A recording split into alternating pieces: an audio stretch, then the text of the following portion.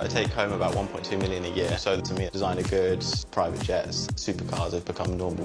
Today's rich kid going homeless is self-made man and supercar fan James from Southampton. I spend a lot of money on cars. I love the adrenaline of driving fast. I love the luxury of nice cars. In my car, it's like £100,000. There's no limit on what I'll spend, but as long as it's not wasteful, like maybe a couple of Lamborghinis or whatever, but like, I won't waste it. Wheeler dealer James, who's made his millions from an online delivery business and from trading, has expensive tastes, especially his appetite for haute couture hoodies. This hoodie was £1,500. This hoodie is, I think it's called Givenchy, whatever. This one was £1,200. I just like hoodies, really. I like how comfy they are. So last year I spent about £100,000 travelling, 20 grand on a private jet. Bali, Thailand, America, the Maldives, Cyprus, Singapore, Dubai, Miami, Las Vegas, LA. That's all in 1 year? Yeah. However, Jet Set James hasn't always lived the high life. Growing up was a bit messed up.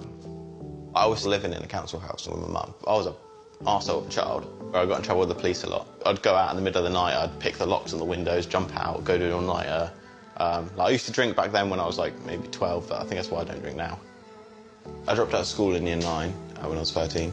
I got no GCSEs, nothing. His parents separating sent him off the rails, but then became the motivation to go from minimum wage to millionaire. Never really had a father figure in my life. So all along, my goal has been to have enough money and have enough freedom so I don't have to work, so then I can spend time with my kids, because I never had that. So I'm thinking like a decade ahead, and multiple decades ahead. Despite his desire to make money, James is prepared to press pause and instead sleep rough, as he wants to prove all it takes to get off the streets is forward thinking. I don't really feel sorry for people on the streets because they're lazy and haven't planned their life.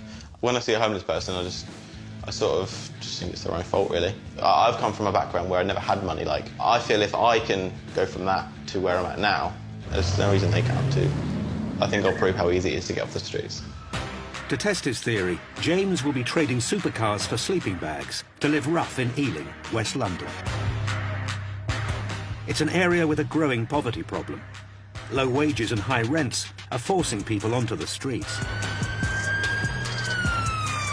And where, desperate for escape, over half the homeless succumb to the clutches of alcohol addiction.